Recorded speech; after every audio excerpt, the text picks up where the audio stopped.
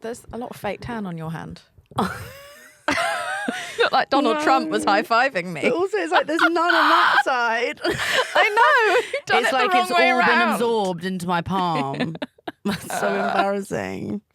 That's really embarrassing. I've just not mastered fake tan is the problem. No, evidently, but that's No, okay. I know. But at least I try. Yes, that's Do you think true. I should still do fake tan or give up? I just think on the other side of your hand, yeah. Yeah, but the problem is that you use that hand to rub it in. Have you just done like the inside of your asshole, but not the outside of your ass? What's happened? Yeah, because I promise men a lot. You Okay. know, Is it I just say, opposite day? when we do anal, you're gonna see like the most golden form of an arsehole. Your hand looks so filthy. Oh, It looks like you've just been fisting. Donald It looks Trump. like a freshly fisted hand. Jameela Jamil. Sorry, hi, yeah. Welcome to my. Can you believe I have a podcast? Yes, of course I can believe You've you told have a me I should have a podcast. podcast since we met. Yes, I Didn't have. you? Yeah. Yeah. I remember you once called me up and you said, Grace, you should have a podcast. Yeah. You were like, you could be funny talking about anything. That's what you said, actually. Your words exactly. You said, that really you what I are the said? funniest. I think your words were, you are so funny. I want to kill myself because I'm not as funny as you. Wow. Gosh, I have no recollection. You at actually all said of you could saying have a any of show this. about taking the bins out and it would be funny, is what you said to me. Did I? You said that. Okay. It wasn't recorded, so No. neither of us could Just know. as well for you. Jameela, I love you. I and love you. I would say you've changed my life a considerable amount, right? In loads of ways, which we'll get into some of them. But the first one is this outfit that I'm wearing right now. Yeah. Never in a million years would I have worn something like this. You're so fun to dress because you have such a killer bod. You're so fun to go shopping with because you make me feel amazing. Like in another life, you would have been like a style. Well, you are an amazing stylist. You style yourself, but you make me feel really good. I would have never worn something like this. Well, that's just it. That's just it. Is that that's the world that we live in? That's told everyone that there's a prescribed way that your body's supposed to be, and only those people are allowed to wear certain clothes. So most of us don't even opt in to the kind of things that we could wear. And actually, so many different body types are so stunning to me and can look so amazing in these outfits. And yours is one of them. You're so smart, is what I will say. You're a smart, wise, wonderfully inspiring woman. What's happening? Well, I'm just lubing Do you you need up. money? Like, what's going on? Yeah, I do. Why are you being so nice? I'm lubing you up. This is my warm up. I'm a comedian. Is that what happened to your hand warming before you with up. the last yeah, guest? Yeah, yeah. Oh I my was God. lubing up. From this hand, guess who my last Did they guest have was? fake tan on their vagina? And you've wanked them off during the last episode, and that's why your hand is brown on the inside. It looks like it was like Keith Lemon or someone. Yeah, That's- it looks yeah. like It's like you've just wanked off. I've Keith just Lemon. been lubing Keith Lemon up. No, I'm just warming you up because I'm a comedian and that's what you do. I want to warm you up, so then we're just going to get really loose and we're just going to talk so much shit. Okay. Right, so this this podcast is Yes. called Late to the Party, Yes. right? And the idea is, you know me, I like partying, sometimes too much, but I thought I would turn that into a podcast because I like talking to people about what they're like at parties. Yes. You are an interesting social person existing in the world because, I mean, do you enjoy parties? I don't know if anyone would describe me necessarily as a social person. I'm quite, That's why I didn't Yes. say, I did not say social. I said you're an I'm- interesting, yeah. socially existing person. I'm a notoriously antisocial person. I love one-on-one time, or at most 5 other people together in a room. My birthday party, which you were at, was 6 of us, including James. So that's really just 4 people that I invited to sit around a hotel. We all sat on the floor. on Everybody brought couches, donuts. and we ate 60 donuts between us, and that was the best night of my life. So we laughed a lot. Occasionally, every so often, almost it's about as rare as like a sort of sighting of Bigfoot. I will go out and be really fun and have fun all night, and it feels like a glitch in the universe. But I tend to be more of a What inspires that to happen? introvert. I don't know. I think everything I've been drawn to in my life, in my career, every friend I've had is always. This seems like a bad idea. I'm drawn to that because I want to know what the funny thing that's going to happen is. And so, But you also have that energy. I Yeah. think you have an energy, which is why I like going to parties with you. Because also you're famous. So it's fun going to parties with you because then other famous people interact with you and I get to just stand there. Nobody knows who the fuck I am. And I'm just observing these other famous people interacting with you. It's really fun being your plus one at a party because you're also very unpredictable. I'm very unpredictable. And I Very think that's what it unpredictable. is You're that a I live. hotwire. I think anyone who's ever followed me on Twitter knows that I live for chaos. And I'm just obsessed with knowing what's going to happen. Like, how badly can I fuck this shit up? How mortifying a story can I gather from this? And I live my life very intentionally running at failure and chaos because I prefer those stories. I've never enjoyed anyone who just tells me how great everything's going. And I don't enjoy being that person. I want clusterfuck. I am clusterfuck. Will you also then like to go and tell those stories when you're in your hotel room with 5 people? Yes. That's what's fun. That's all. Everything I do is for It's my for friends. yeah. Everything I do is to be able to tell my friends a funny story. What would you say is the last time that you were a clusterfuck at a party? Uh, And obviously don't say anything that you're not comfortable saying, but no, a clusterfuck at a party. Let me think. The story I've told a lot on podcasts and places is when I stole a bunch of food from a party. Do you know this one? no, I don't know this story. Oh God. I famously don't listen to you on podcasts. No, that's true. You and my dad avoid listening to both of you on podcasts. Okay, so I've just moved and sat up more, so now I'm being probably cut off by a disco ball. Yes. Where were you? But let me think. There must be a more recent time that I fucked up at a party. Well, Give me a I minute, know give me a stories, but I don't know what you What? want to say. No, go on, tell me. You What can was say it and we can cut it out. The if I allergic. don't. What was the allergies thing with What Ava allergies DuVernay? thing? Oh my God. But you don't have to tell that story, but it's funny. Or the other one is Moira Rose. But you also don't have I to tell. definitely don't want to tell that story. Yeah, these are better. The last time I had like a weird moment at a party that was only partially my fault is that I went to this really cool house party that was kind of thrown by probably the coolest actress in Hollywood, and she throws these regular parties, and it's so, like I don't want to give away her privacy, but I'd never been invited before, and I was like, oh my God, she thinks I'm Priyanka Chopra, so she's invited me by mistake, so obviously I have to go because I'll never be invited again, yeah. and I haven't been invited since, so clearly she understood. She was like, yeah. that is not. Yeah, so a few months ago I went to this house party and I was quite surprised when I walked in there because it's literally everyone in the whole of Hollywood seems to be in this room. And we're talking like Olivia Wilde and Coleman Domingo and Janice Brava and all these like amazing people, Jodie Turner-Smith, like everyone's there. And like John Mayer, like everyone. And I, sort of slightly know all these people. I'm kind of wondering. Can I quickly interject? When you walk into a place like that, Yeah.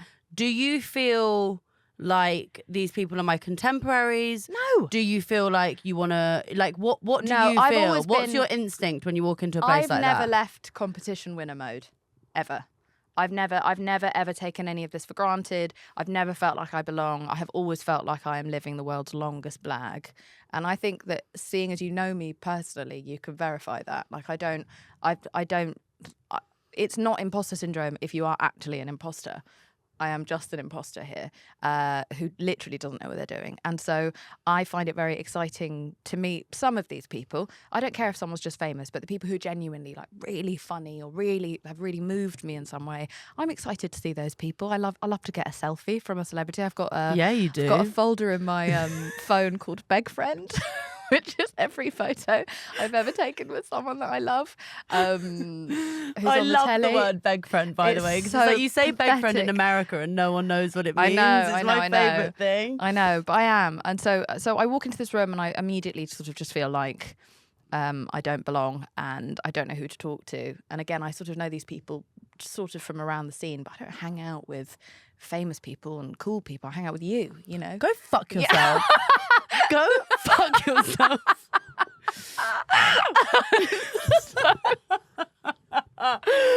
You're so predictable because I knew you were about to say that. I wish James was here. But yeah, also not that famous. No, but Yes. So I'm walking around with these people, and I finally spot Ava DuVernay, who's a wonderful, iconic director, and such a beautiful woman. And she's always been so nice to me at parties and at things that we bumped into each other at. And I go over to her. I'm like, "Hey, Ava, how are you?" And she's like, "Oh, I'm fine. How have you been?" I was like, "Yeah, great. I've just been in Europe for the last few months and just having a really lovely time. Think I want to spend more time there and get out of America." And she's like, "Oh, how come?" And I was like, "Oh, just like the food's better. Like I just enjoy being there more." I was like, "Also, I have less allergies when I'm there." And she's like, "Oh, really?" And I was like, "Yeah." So I think the food in America is really, really like purely just poison and evil. And I think the food is just much better in England. And I just don't have any problems. And she was like, "Oh, really? Wow. So you're allergic to the foods in England? So you're allergic to foods in America that you're not allergic to in Europe. That's really fascinating." I was like, "Yeah." Anyway, and so I start trying to move on the conversation, and then someone joins the conversation. It's like the director of Star Wars, and Ava's like really well mannered and like just comes Very from polite. a generation that's like got great etiquette. So she's like, "Oh, hi, oh, this is Jameela. She was just telling us all about her allergies." And I was like, no, we were talking about other things as well." And she's like, no, but it was really interesting. Tell us what you were saying about the fact that there are some foods that Jameela can't eat in America that she can eat." And I was like, "No, okay, but we also spoke about some other things. Like we were speaking about parties that we go to," and she's like, no, it's so interesting. And then like Joseph Gordon-Levitt like joins the conversation. Like, "Oh, hi Joseph, this is Jameela. It's Jameela like that was just my telling granny went down to all the of us market about her allergies." And she's just trying to be polite and trying to not end the conversation because somebody like more powerful or famous She's or just whatever very had polite. ended the But conversation. then everybody's thinking about the fact that you probably have IBS. No, totally. But also, and then finally, I think it's like Beck or someone joins the conversation. It's like, "Oh, Beck, this is Jameela. Jameela was actually just telling us all about her allergies." And I was like, "I really wasn't. I was like, it was supposed to be a sort of passing statement." I was like, "I have to go." And it was honestly it was like a fever dream, like a nightmare that I've had repeatedly, where I'm at like a really cool party with one of the coolest women in the world, and it looks like I've just cornered this poor woman and spoken to her for like an hour about allergies. croissants. Yeah, it was supposed to be a throwaway statement that just ended up taking like 15 minutes to extract myself from. So God bless her, but it I could see how crazy I looked. What I like I about just that need to story get out is of it's it. like, because that's such a polite thing to do, right? To make Yes. sure that you're not alienated in this situation around like really like Yeah, she's not crazy. cutting me yeah, off for exactly. much It's more not to say, important "Oh, I would rather people." talk to this person." Yeah. It's saying, but it's like talking about your allergies. Honestly, is- there's nothing that could have made me sound more pathetic. Well, it's like people talking about the weather. She's the Do you know best. what I mean? She's the most interesting director in the Yeah. world. It makes it sound like I'm just there barking at her about allergies. I was so mortified. And I have vowed Did you never leave? to. Did you leave after that? No, I didn't leave No. after that. No. I just You stayed. You had a good time, didn't you? You had a good time that night. Well, so I always take a mate with me who's not in the industry so that we can both sort of enjoy it together. Well, that's a good question, because one of my questions later on, but I'll ask you now, is what's your sort of dream vibe for a +1 to a party? You don't have to say me, but I mean, you are genuinely one of my favourite people to go to a party with. I think it's just anyone who finds this whole thing as funny as I do. Someone who doesn't take it too seriously, who doesn't think that any of these people are actually super important, someone who's not going to be freaked out, but someone who's going to enjoy the silliness of it with me, and someone who I can leave to talk to someone for a second if I have to go, and I think someone who's just similarly to me in it for the observation and the experience. That's it. the problem is with us both wearing sunglasses, it's like Yeah. when we go to a party, it's really hard to do that gorgeous thing where you sort of catch eyes with someone and say, lol. You know, when you look at someone with your eyes and you're like, can't wait to talk about this. Yeah, 100%. I just go like that. I think talking shit behind people's backs is actually a kinder act. I'm all up for a face-to-face confrontation, as we know from the way Yes, that I've behaved famously. publicly. But I often, if I don't like someone, I consider that my problem with them, not their problem. I don't want them to know about it. So it might be two-faced, but I will be kind to someone because it's not their problem what my personal taste is. And then I will shit talk them to death with... But you're also My quite good at close confrontation. friends. I once watched you at a party go up to someone. I can't even remember who it was, and we don't need to remember because I can't remember. But I watched you go up to this girl, and I think you'd had like a Twitter argument with her or something. And you just went up to her and you said, "I just want to say, like, no bad vibes. I really like you and I really respect what you did." And she was so taken aback by it. Do you remember that? Yeah, what was that again? It was, I can't remember who it was, but she was some so... supermodel who'd started some beef with me on the internet, and I didn't really understand why or what had happened or what her problem was. But I saw her get immediately nervous when she saw me, and I am intimidating, and I was just like, I don't mind. I was like, if you had something to say, I'm glad for a woman getting anything off her chest, even if I don't agree with it. So I just stopped her and I was like, I just want you to know I'm fine with you and I don't have a problem with you. And but then she was like, she did this quick, like, she didn't know what was going on, and then she was like, yeah. And then she just like agreed. And then she was so nice She to was me. so nice, but it was just like a crazy thing to watch because, again, I didn't know who she was. So I just watched this strange interaction of you be like, by the way, like, no beef. Like, we have no beef. I didn't warn you beforehand. Yeah. You just went straight up to her and I was standing there like, what is going on? Because I was like, I don't like tense vibes. Like, I get something off my chest and then I just say it and then I move on. I don't hold grudges. I don't have enemies in the industry. Like, I don't have time. I'm having too much fun to deal with this nonsense. So whenever I can sniff beef out, I'm just like, no, I'm done with this. I just quash it immediately. I love that about I'm you. not up for that. Yeah. Because I don't like bitchy vibes between girls. It's like, we can all say, I don't agree with you. I don't agree with you. I think that's really fucking healthy. But I'm not up for this catty bullshit. Yeah. And also then it being like a school ground vibe at a party if you bump into someone. Yeah. And I don't want anyone to be like nervous around me, even if it is their fault.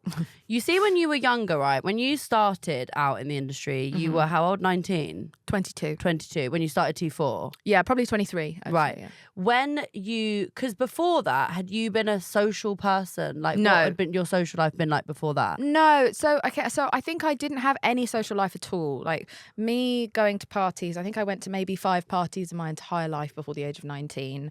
I was such an outlier and such an outcast at school. And so when I did get invited, it was normally by mistake or for a prank. When I was 12, I got invited to these like 2 girls were throwing like a joint bat mitzvah, and they were like the most beautiful and popular girls in the year, and I'd never been invited to anyone's party before, so I was so excited, and I think they'd invited the entire year, which is why I had to be invited. So I went along, and I was on crutches at the time because I think I'd fallen down the stairs for like the 100th time. I'd tripped on a can of Slim Fast, which sort of marks the timing of the late 90s, or and the fact that teenage children were drinking Slim Fast at school for lunch. And so I tripped over someone's... That's mental. I tripped over someone's Slim Fast can. Yeah, and they're just leaving it on the really narrow stairs of this Victorian building. And so I fell backwards down the stairs and must have broken something. But I just know I was in crutches, and my mother had taken me out to go and get clothing for this party. It was my first ever, party as a teenager, and boy did she stitch me up. She took me to Topshop, which could have been cool, but she got me pleather snakeskin flares, which at the time, now we're more accepting of that sort of thing. Sounding like sort of The Sopranos. It was very flammable, and I was sort of bursting out of them. They were the wrong size.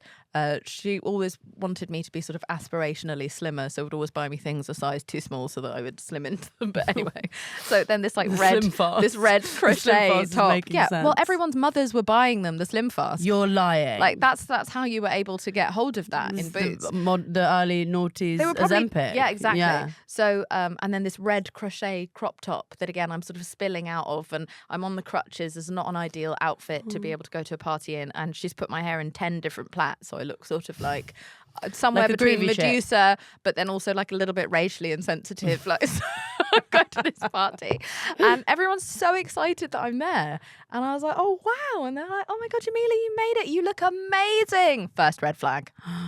Regina I should have known George. something was up. She was like, oh my god, you look amazing. Come into the dance floor. And I was like, oh, okay. And so I just like hobble onto the dance floor, even on my crutches. And they're like dancing all around me, and everyone's kind of forming like a circle around me. And they take away my crutches. I'm just on one leg, and I was just not able to stay on that leg for very long. And oh my god, no I'm one gonna helped me kill up, them. And I fell over. I still sometimes check their Facebook profiles to make sure that their life still sucks. Does their life suck? Yeah. Okay, it's really thank dull. God. Really Good. dull. I'll fuck those bitches up. Oh my god. And Never come I to fell my over. shows. I fell over, and it took like 6 adults to have to come into the like fight through the crowd past the children. I'm really angry about this. This has really upset me. I'm angry. I hate that they got away with that. I know, but I just won so You hard won in so life. hard. I'm just like, You just I think did win. That's what I love. The universe has balanced it out. Totally. I forgive the planet. Or I do not I forgive Jesus or I whoever. don't forgive them. And I hate no, but them. it was dark. That's and so fucked. that really That's traumatized horrible. me Yeah, because that's then I was horrible. absolutely terrified of birthday parties. And so the next time I went, I think, to a party, and this was, you know, I was a weirdo as a kid, but I just was like a magnet for bullies when I was younger. But then I think when I was 14, I started getting invited. We started to kind of get to know the boys' school that was our sort of neighbouring school, and the boys would invite me because they, I don't know, we used to get on, and I would turn up. I just didn't know how to interact at a party at all, and so I would normally set up some sort of a little business. So I would set up a coat check so that I had something to do and a reason to talk to people, because I was having to go to these parties when like you were 14. Yeah, Oh God, everyone else is 13, K-holing 14. and you're there Yeah, like, everyone's, hello sir, yeah. here's your ticket. And I've always Please take a picture of it. I've always been completely sober. I never tried like alcohol and drugs and stuff, you know. Did you never have any desire to? No, because I was already so cringe sober, and I was like, I can't let this off the rails. But it's amazing you had that insight so young. Yeah, well, it was made very apparent to me by everyone around. Yeah, but did you just decide I'm never going to drink? Yeah, I think I just didn't like the idea of losing control, and I was just so fucking clumsy that, and you know, there's Slim Fast cans everywhere. Well, exactly. You're never safe. You're never safe from a Slim Fast can in a nightclub. So I would either set up a coat check, and then I would have to stay to the very end of the night to make sure everyone got their coats. So that actually turned out to be quite tedious, but I did make quite a lot of money. Or I would, and this is at a house party, by the way. No, it's embarrassing. Yeah, I'm thinking about it. And then, and I was so diligent with it, and I just really wanted to make sure that everyone got their coat, you know, on the way That's home. Really It was cold cute. outside. That's really cute. That's why the universe is protecting you. Other times I would bring bin bags, because I just noticed how quickly the party would get really messy, and I thought that was really unfair on the parents. And so I would make sure that I was tidying up as I went along. That's really sweet. And I just, you know, I couldn't stand the mess, and so I was just going away, like just sort of like early days of recycling, just putting all the little cups away, and like all the packets of old pistachios, and run. Clearing away all the cigarette butts and like the Coke packets, and just never participating in anything, and never got kissed, and didn't have my first kiss till I was 21, and it was my best friend who ended up kissing me, I think out of sort of charity, and also I think like a deep worry that it was never going to happen for me. So yeah, it was just a very awkward time, and I remember at one of those parties, this boy said to me, and this was like a very sort of scarring but well-intentioned comment. He was like, we're having like a really nice chat by my coat check that I'd set up. And he said, I'm also imagining you were dressed like that. What, like in a full suit? Look like you look like you could be wearing the coat check. God, I don't know what I was even wearing back then. No, I used to wear, Gap had just sort of come out, and I used to wear Gap. extra large brown men's Gap tracksuits, and from afar, because I've got a brown face and brown feet, I just look like a giant turd. Right. You know, and that's just not the vibe. Like, that's when everyone was 90s, like spaghetti straps, yeah, but and like combats and know, bellies like, out. Everybody's wearing those big baggy tracksuits now. I look like a 6 foot poo, you know? No one wants that. Jameela, you're not 6 foot. Stop lying to everyone. Okay, well, you're not. We are the same height. Okay. Well, we are the same height. Not the same height as me. We are the same height. Okay, when you have your shoes off, you we have are the same some height. sort of dysphoria about your height. I'm a half inch shorter than Okay. you. Yeah. All right, Grace. Yeah. Anyway, he said to me, he was like, we were having this really funny chat and having loads of good banter, and he said, God, I wish the hot girls had a personality like yours. And that was the 100% confirmation for me that I was not a hot girl. Well, and I was very sure in that moment I would probably never get kissed, and so thank God for my friend when I was 21. Well, look at you now. You are the Kissed hottest. 5 people. 6, actually. 6 people. Yeah, but one of them was an on-screen kiss, and he's told me I can't keep counting that. But Who I'm was going it? to. Manny Jacinto. I kissed him. Oh, yeah. Oh, and I kissed Flula, so 7, but that's again on camera. Can I count think those? it counts. Thank you. I think it counts. So I really need to beef I'm up gonna, my yeah, numbers. you really need to boost my the body numbers. count's Yeah, very yeah, yeah. Can I even say it's a body count if it's a kiss? It's a mouth count, I would say. I would say you didn't put the body in the bag. You cut the mouth off and throw it in the Thames. When you started doing T4, like when you started going to all these because okay, so you were like doing the coat check at parties at 14 years old. Yeah. Then Or suddenly tidying. you're on TV and people want you to go to parties and like want you to be places and people want to talk to you. What were you like at those parties? Was it like a huge panic? sort of Panic city, and like I didn't know what to do with myself. And I've never been comfortable with how people treat me as though I'm important, because I don't do anything that is particularly valid or special, in my opinion. And so it was very weird to go from having no attention to all the attention in the room sometimes when I would walk in, especially when I was first starting out. There was a lot of buzz and attention around me, a lot of paparazzi and stuff. So I'm so shy and scared of people. And so that's why I started DJing, was so that I wouldn't have to speak to people at parties. And so that's how I was able to exist at all the parties for the next 10 years, was just by DJing, so that even if I wasn't mixing, no one knows what you're doing. You could just pretend to be mixing if they tried to speak to you in the middle of a song. Just be like, so I'm just lining up the next song. And that was perfect for me. Okay, so when, just really quickly on the beginning of your career, what was the sort of that time? Because I feel like you were around some very iconic people. That was an iconic time. Yeah. It was a weird time, but because it was like slightly pre the intensity of social media now. Yeah. But the press were insane, and you were a huge like victim of that. What was the sort of like? Did you feel those kind of industry parties and the way that people, I guess, were trying to set themselves up to be seen, was that like a turn off for you? Did you feel like... I found it all very cringe, to be perfectly honest. Kind of is quite cringe. And I know that isn't makes it? me sound like a judgmental cunt, and that is the game, but I found the way that people look through each other to see who else is in the room if someone more important walked in, like, that feels like a cliche, but that is exactly what it was like. And I feel like now I've gone to just like a few events in the last few weeks since I've been back, and it doesn't feel like that's quite that same energy.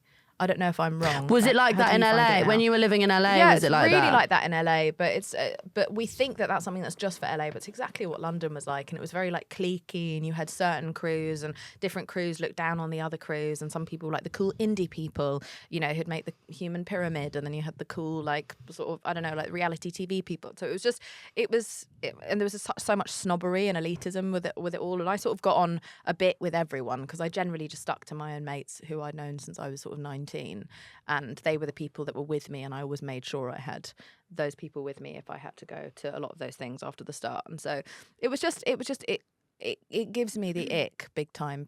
Anyone who actually thinks they deserve this much attention gives me the ick. Was there a vibe of when you moved to America? I'm jumping ahead, but when you then moved to America and then you got like The Good Place, and then you became like worldwide, like very famous. Like you're very recognizable. Like whenever we go anywhere, you get recognized. Even like, you know, when we've been like in the deep, darkest depths of like... I don't know what you're talking about. You get recognized a lot. I don't feel like I get recognized. You do. That much. We're always walking around and people are like, oh my God, that's Jameela Jamil. I'm like, no, it's not. I've always worried that people think I'm just Riz Ahmed or something. Like, I don't know. I always assume someone's confused me for another Indian. But quickly, my question is, when that happened, were there people who were like mean to you at the beginning of your career who then came back and were like, hello? I'd say it's been unanimous. All the people who treated me like shit at the start of my career, or even at the end of my British career before I went to America, since doing fairly well in America, I have a completely new attitude with me. And it just like all the random WhatsApps from people who I've forgotten even had my number because they've never texted me before, just being like, oh my God, babes, so proud of you. And it's like, fuck off. You were such a cunt to me when I was in the UK. No. What do you say? I don't engage. I don't engage, or sometimes I don't engage in conflict unless I actually want to have a relationship with someone. I think that's very wise. Because what's the point of having a conflict with these people? I don't want loads of enemies out there. I love you. Keep saying enemies like the Tinder swindler. Like, I know. Like the amount of times you said the word enemies in this podcast. Well, you know, my enemies are coming to get me. Yeah. But I come from a very intense bloodline. I told you that the tribe I come from, the thing that we're most known for is revenge.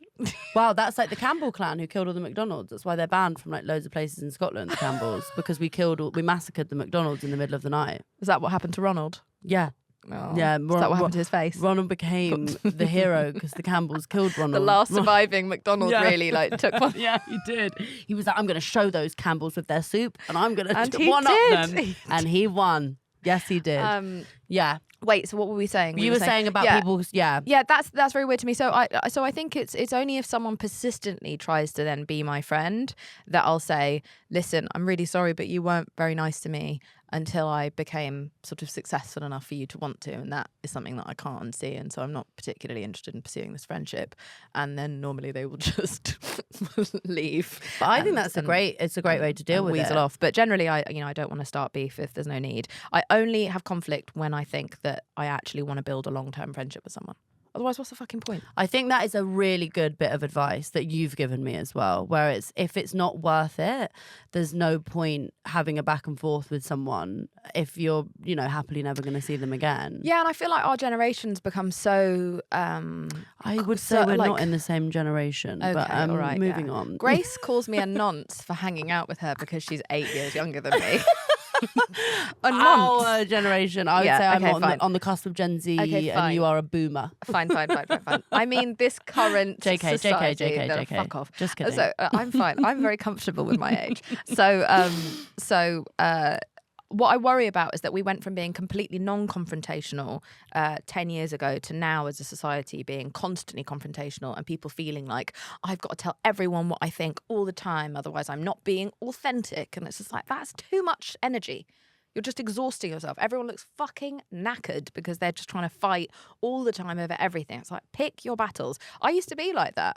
Even publicly, I was like that. I was just fighting all the time and it was exhausting and really bad for my health and my mental health. And so now I just pick my battles. Yeah, and I do think it's maybe a part of the aging process as well, of like, as I've gotten older, not to call you old.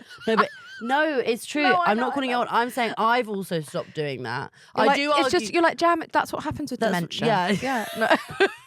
Your brain starts to cloud up. You don't really know why they are your enemies anymore. You know, your friends, your enemies. Where am I?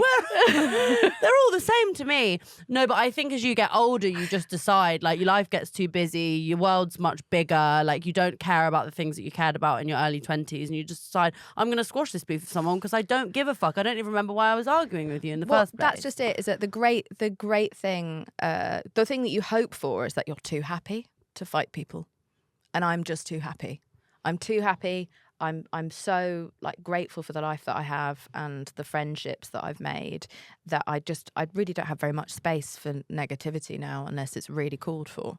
So it takes a lot to pull me into shit now on the internet. It's much easier and healthier for you, and I think that's what it looks like. You out. It looks like you're an unhappy person with way too much time on your hands.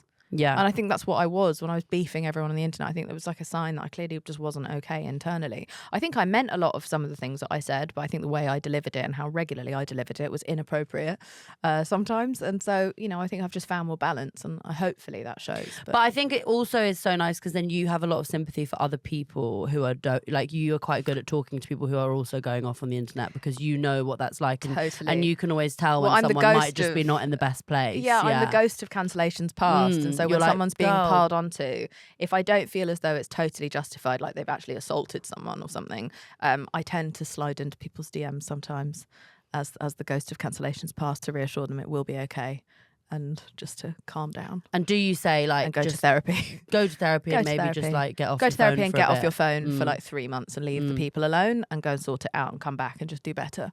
And that tends to work. I think that's a great. Well, it's very kind of you to do that. I mostly do it with women. I think there's maybe 1 or 2 men I've ever done it with, but it's mostly with women because I have this terror that that we live in a culture where men know that there is normally a road back. Like Bill Cosby's on tour. He's out of jail and he's like touring. So that there is this idea that men, regardless of almost anything they've done. I think Donald Trump's a good example. Totally. That they can just find a way back, whereas women not only feel like there isn't a way back made out for them, they feel as though they should not take that way back. They feel that we put it upon ourselves to make ourselves small and withdraw. And that to me is very problematic because look at how much I've changed. Look at how much I've grown up. I used to be this sort of like slut-shaming demon on Twitter who now spends so much of my time. Yeah. Oh. I was terrible like 10, 12 years ago. I don't remember when it was, but maybe even more recent than that. Like I was horrible. I just had so much internalized misogyny that I thought was feminism, where I was criticizing women for the way that they sexualize themselves rather than criticizing the system. I didn't even understand the system. I didn't even know the term patriarchy because my generation was way behind and I was clearly just a bit stupid. So if I could go from that to now fighting for women all the time across all different groups, then I feel as though that shows my own growth. How could I dare to not believe in other people's growth? Because when also, I've changed you so know, much? and this is what's been great about knowing you, and we'll stop with the sincereness in a minute, but is that, you know, women are made to be more accountable for most things, and you know that better than most people, and you know how much women will be piled onto for It's so mad. very nuanced and complicated things that are happening. It's so mad that if James is perceived to do something wrong, people will not message him about it. They'll message me about something that my partner, who's a separate adult human from me, has done or been It's like affiliated me and my with. dad. But when yeah. I do something wrong, people don't bother him. They treat it very much so as a completely separate matter and none of his business. And so, you know, it's that thing that I say that we don't have any benefit of the doubt left for women because we spent it all on men. And I think that that's just so troubling and something I'm so not interested in. So whenever any woman is being sort of piled onto, I will try to find a way just to offer a sort of just like a safety net of some sort, or just throw her a sort of Comfort. life jacket. Yeah. Just to be like, it's okay, you'll survive. Well, I look forward to you doing that for me. I hope that doesn't happen. I don't think it will, but we'll see.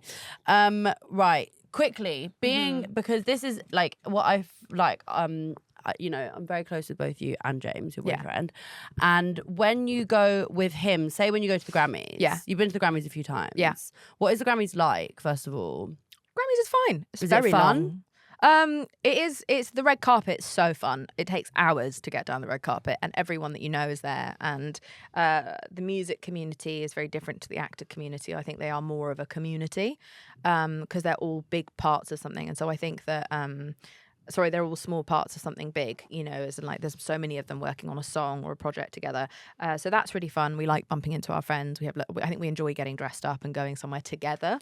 And then do you go to the after parties or no? We do go to the after parties. Do you have fun at those? Yes, we have loads of fun at the after And parties. do you dance? Like, Yeah, we do. Yeah, but we go God, I can't normally imagine it. to Jay-Z and Beyonce's after parties. Okay, no, we'll go on to the name dropping in a second. Yeah, let's just we've just dropped 2 names. But Okay, we'll he let's is see the how reason. many. Actually, why don't we see how many names you can drop in one sentence? But I was going to say that they have a no phones policy at their parties. So you just you feel free to dance. So I then? feel free to dance, so no one will be able to track. There was one time where Beyonce tried to teach me the slide, and I couldn't get it for like 7 minutes. She just sort of politely backed away. Thank God no one had Honestly, phones. I know someone caught that on camera. Someone caught that on camera. Yeah. I wanna see Jay-Z's that. best friend.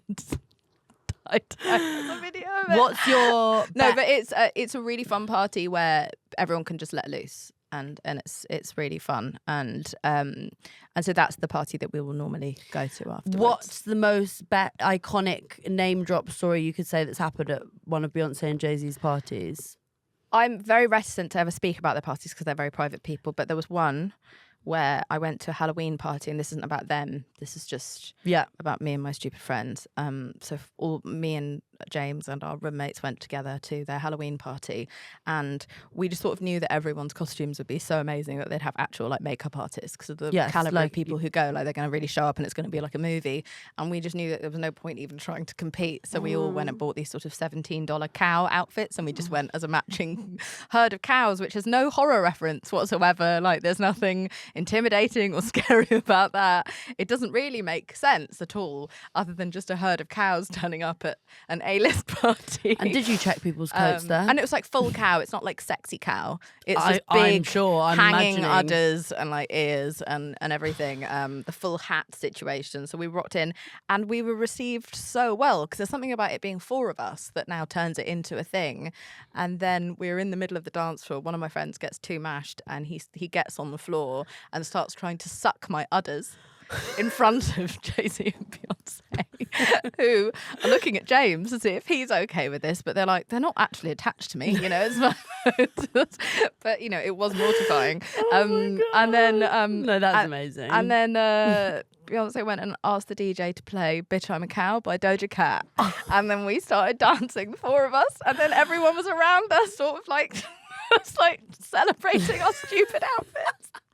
I would say you won.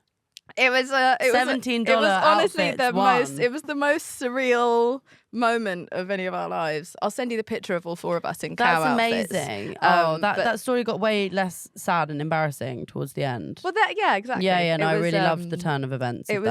But she's also she's very nice and fun, and that was a fun moment. But it was very surreal watching like all those people surrounding us. So should we do the civilian thing? Where's my phone, Tyler? Could you get my phone? Sorry. I don't know anything about civilians, sorry. Well, exactly. So Tyler's a civilian. She's my civilian friend. Oh, sorry, I hadn't noticed you. Yes. I thought the phone just got here by itself. Poltergeist. Invisibility civilian cloak. So Tyler's my civilian best friend, and she's sometimes my civilian +1 to stuff. And so I've got this thing which is called the civilian +1, right? Where I've gotten my followers to submit like crazy stories that have happened to them on nights out, and then you decide who would be your civilian +1 of these people. Okay. Right. Number 1. Friend disappeared on a night out. Phone emoji at 7 a.m. To go and get him. Oh, phoned at 7 a.m. to go and get him. Comma, he'd been directing traffic.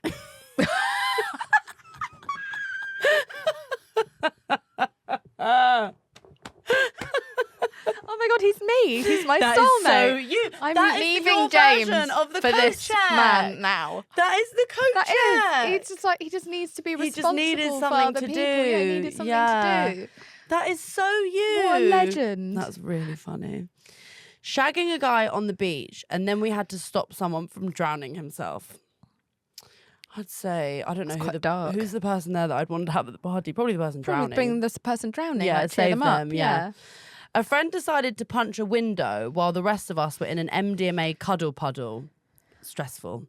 Can I just say I hate the phrase cuddle puddle? Cuddle puddle made me really That's really visceral, isn't it? cringe in places that I didn't even know exist. Sound, that we both have these sound There's nothing more issues. disgusting than like a sweaty cuddle, and it just feels like that. But the word puddle just really I think I'd probably everything. try and smash my way out of the building if I was stuck in a room with people who were cuddle puddling. That was a cry for help. He just wanted to escape. Yeah, of course he did. Yeah, I'd help him out and take him to another party. You fucking imprisoned him into a cuddle puddle. Yeah, then you've insisted on using the word puddle, and you're all dressing all over each other in MDMA sweat. He just wanted to break free. Yeah. So who would you take as your +1? Obviously, the man directing traffic. There was never going to be anyone else. Yeah, that's your soulmate. Because that's my soulmate. That's and your soulmate. I can't think of anything more fun than directing traffic.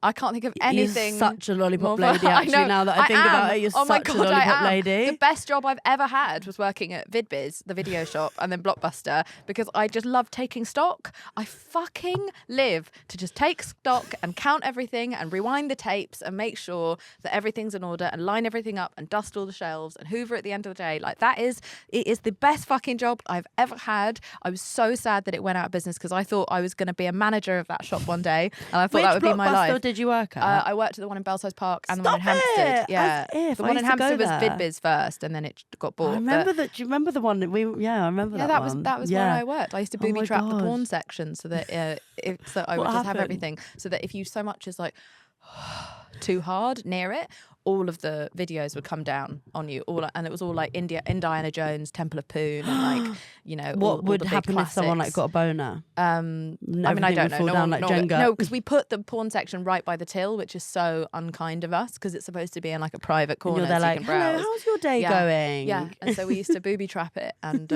it would just come down on like the most unsuspecting people who weren't even looking at anything, or like a sort of dad who's trying to have a quick glance. Yeah, well, he should, So what? It's just entertainment. It's fun. But yeah, it's rewinding really fun. pornos felt icky, like sticky. You know, that is gross. That was upsetting. But other than that, what an amazing time. What an amazing time. I miss Blockbuster so much. Oh, it was so incredible. I remember, that to me was better than a party. Yeah. It was just like going to a video shop and then also just thinking that because of the movies you're going to meet someone because, you know, you're both looking at the same. Like, I'd love watching people on a Friday night come on their own and then seeing someone hot looking at a video and then like sidling up close to them and then trying to talk about the video with them. It's like there were so many things to talk about. That was how people used to meet. Yeah. It was really, really sweet. It was a really innocent time, and I miss that time so much. Yeah. Where also there was something presented in front of you that could start a conversation. Yeah, and you're not all just on your phones. The problem with having a phone is that now everyone's in a shop and they're also on their phones. They're not present in the moment. Literally the other day I was sitting in Regent's Park and I was watching so many hot people. It was a really sunny day, so everyone was just looking their best. So many hot people walking past each other on their phones, not noticing each other. And I was like, there's no way that you wouldn't be into her or whatever. And it's because they didn't look up and they were probably on Tinder. The irony of the fact that they're all swiping on dating apps and Instagram, missing all these fit people. We need to bring back, and I will say this has happened to me twice in the last 6 weeks, been chirps, IRL. Oh, yeah? Because the guy in LA, do you remember that guy in LA? And then the other day, a really hot yoga teacher chirps me. I told you that. And we need to bring it back. And do you know what it is? Is that I just make eye contact more at the moment. Because it's just you just give someone, if you fancy someone, show me the eye contact that you do.